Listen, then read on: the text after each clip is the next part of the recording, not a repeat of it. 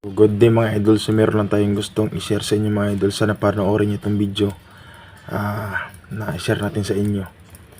Mapatungkol man ito sa ating mga kapwa riders natin. Galing ito kay Idol Jill TV, no? Panoorin natin.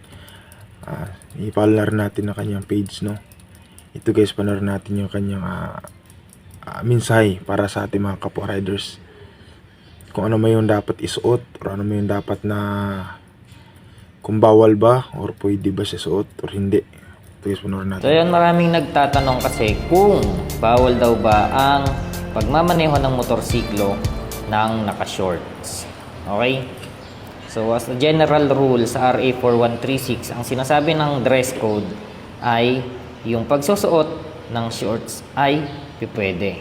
No? So, ibig sabihin guys, pagsusuot pwede naman ng magsuot ng pantalon short, no? or Naka-short. other protective equipment, Pwede, gaya ng jacket, pwede. riding pants, Maliwanag. knee pads, Idol mga Jill TV, optional lagi tinakapalo lamang sa as kanyang page. i-added protection sa ating riding. Pero wala pong sinabi na bawal ang pagmamaneho ng naka-shorts. Ganun na rin sa ating mga paa, hindi po sinabing sapatos.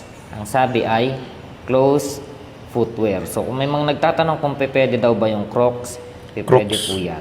Okay? Kasi closed footwear siya. Pwede daw siya, Siguraduhin pwede. lamang Basta natin nakalak. na Meron siyang nakastrap strap sa yung likod. likod Pwede for daw.